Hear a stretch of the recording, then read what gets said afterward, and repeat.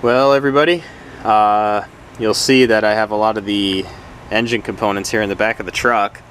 That's because today was the day that I took the engine block over to BBT Inc. to have them take a look at it to see if it could be machined and make sure I wasn't stuck with a boat anchor. Everything on the block checked out. The block's never been bored over before. The gouging in the cylinder wall wasn't too much to where he couldn't get it out with a 30 over bore. Everything looked really good. One problem that it had is, I don't know if you can see it from here. I'll throw a photo up on it right next to the video here. On the head, something I never even noticed before. Part of the engine block is cracked off where the water pump mounts to the actual block. This is a big bad problem, because that basically means that no matter how much machine work that they did to the block, you can't fix that. I mean, it's missing part of the block. So he basically told me that, you know, I could spend, you know, $350 to $400 and have this whole thing hot tanked and cleaned and bored and everything else, and I can do the crank for another $100, $125 or whatever. You know, I'd be about $500 deep, and I'd still have a motor that leaked like a sieve at the water pump. So basically, that leaves me with a very nice looking core. So I decided to start doing my research, and I've been looking up alternatives on how to build an efficient motor to put back in that Mustang. Not necessarily looking for a ton of horsepower right now after I've been giving it a lot of thought. I really want to add AC into the car and make it a good driver. So I've been looking at a lot of options here, and didn't really come up with much, except for I learned that you can do. Well, I learned that in 1996, the Ford Explorer had a 5-liter V8 with GT40 heads on it. I set off my search to try to find one of these, and the best price you can find online is $1,200, $1,300, and you got the shipping charges and all this crap. And you may be able to find them cheaper here and there, but just wasn't really a good viable option. So I called my local junkyard, my auto salvage yard, I should call it, and had them see if they had one there, and this is what I came home with. This is a 1996 Ford 5-liter 302. It has the GT40 heads already on it. It's guaranteed for 3 years. I saw a video of it run at the salvage yard. It was pulled out of a wrecked Explorer that was smashed in the back end. It has all the goodies still bolted onto it here. See the 5-liter V8. I think it's even got the power steering pump attached to it, a reservoir shot, serpentine setup. All the wiring harnesses there, none of it's been snipped. So, let's see if I can zoom in here. I don't know if you all can see that, but got the GT markings here. Just give me a second to get the camera to focus.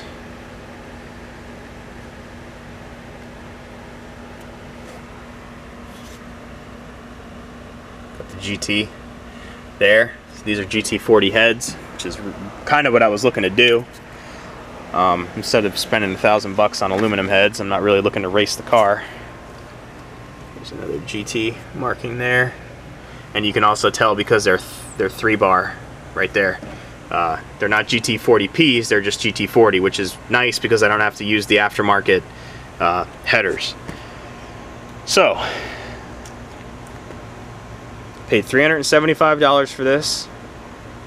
Didn't have to give him my core, so I can still sell those heads or do whatever I got to do with them.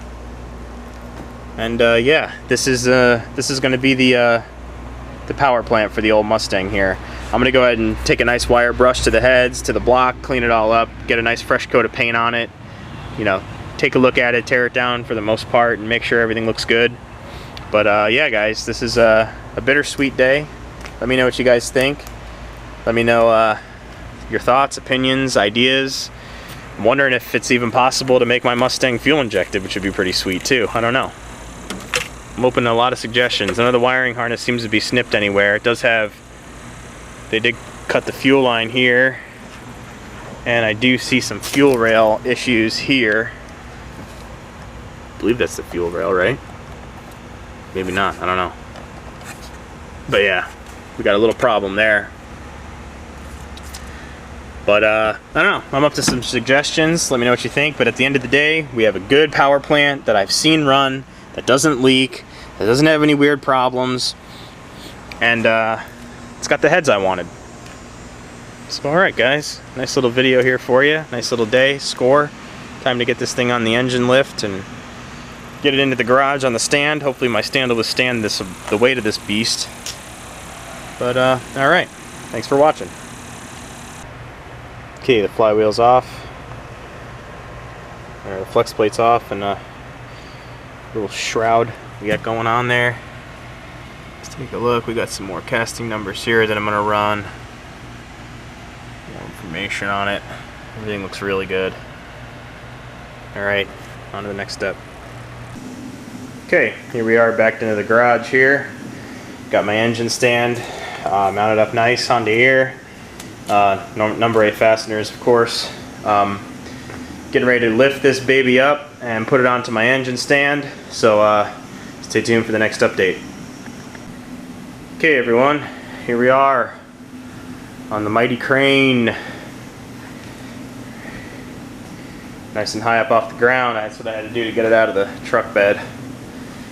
There she is. Getting ready to be mounted up. Let's take a good look at her. I'll take another shot when she's on the stand. Okay everyone, end of day 1. I'm going to call it a day. This is the Explorer motor. I'm a little tired. Got her all torn down to where I need it to be. I decided against using the EFI setup that was on there because it was all gummed up with old gas, and there's wires cut underneath and whatnot, so I didn't even want to get into it. But on the bright side here, these heads are really nice. No signs of excessive wear anywhere. Everything looks much better than my originals. This is awesome. This is a roller motor, which is nice. All the internals look pretty good. I got a little dirt in there that I got to clean out, unfortunately, but that's all part of the process. Underneath that valve cover looks just as good. So I got myself a nice little 5-liter roller motor with GT40 heads. I think this will be a nice little improvement over the existing one. So, alright guys, let me know what you think. Okay, here we are. It's about, I don't know, 4 days or 5 days after I made the first part of this video on the Explorer engine. And you can see I've been busy. I had to get all that surface rust off the block to get it ready for a paint job, because I was not putting a rusty motor back in the car. It had a nice layer of surface rust. No, nothing harmful or anything, just a nice layer of surface rust, as you can see.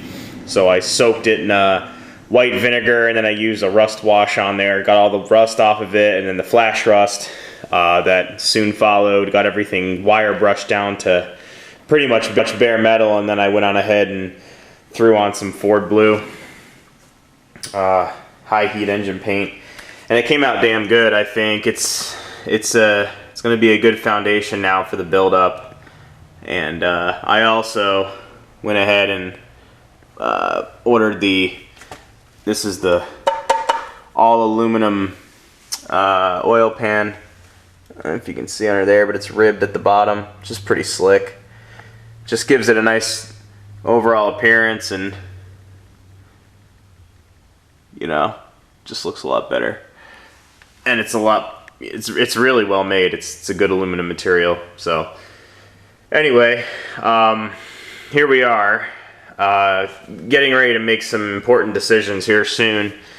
As you can tell, and obviously this is a roller motor, which basically all I did was pull the intake and all that stuff off of there, and I have all this exposed. I just went on ahead on Summit Racing and I just ordered a nice brand new set of Ford Racing roller lifters, because these, you know, of course when I was pulling the intake and everything off of there, it had dirt. Well, dirt went on ahead and fell into the intake area here, and it got little bits of sand here in the lifters, and I just don't trust that. I decided, you know, $98. I'd put a nice new set of lifters in there. Don't have to worry about any dirt inside the internals or anything. So I got push rods ordered and new lifters, which that should do it. I was going to do a cam on this. I was going to do a B303 cam or a Comp Cam's XD270 aggressive cam, and I had, you know, the Scorpion roller rockers in the cart and everything else. And then I started to think, well, all right, if I do the cam, then I got to go ahead and I got to upgrade the valve springs, you know, so that means I got to yank the heads off of it, and it's just going to become, you know, more of a project than I want to deal with. I still may change my mind. I'm still going back and forth, but for now, I want to get these internals here delivered and ready to go. I got a new water pump, I got a new timing cover, new fuel pump on its way. I got the Edelbrock Performer RPM intake manifold and a nice little 500 CFM Edelbrock 4-barrel with an electric choke that's going on it. Let's see. Over here, here's those other heads that we did. I got the, this is a nice little setup. This is the HEI billet distributor. And it came with a really slick set of 8mm Excel wires there, which is a score. And this baby, it's the HEI distributor with the vacuum advance that's going to go in there. So got that stuff ready to go. I'm just trying to basically you know, get a good inventory going here of exactly what I want to do, because as you guys know, when you're planning a motor build, you got to really do it carefully, and you get the wrong parts, you know, you can't really go backwards. So anyway, that's where it's at. This is the Explorer motor. Stay tuned for more updates. I'll do another update video when my order comes in, and then we'll take the next steps. Let me know what you guys think on the valve train setup. I mean, you know, to get a little more horse, I've read that this camshaft in this Explorer is fairly weak. You know, it's definitely not the same as a 5.0, you know, HO roller cam. The B303 cam has a 480 lift on it, which is, I believe, what came in the Cobras. So, you know, one setup I was thinking of doing, if it's feasible, is doing some 1.6 roller rockers, which is the same ratio as this, but they're roller. 1.6 roller rockers and the B303 cam. I know the B303 is outdated and there's better stuff out there, but if you're not really looking for a lumpy idle and looking to win racing matches, I don't see why it wouldn't be a better alternative than what's already in this. So let me know your thoughts on some setups that are not going to create piston to valve clearance issues where I have to start, you know, measuring out piston to valve clearance and all that stuff. And, you know, let me know what's going on with your thoughts, and I'll hit you with an update soon. Thanks for watching.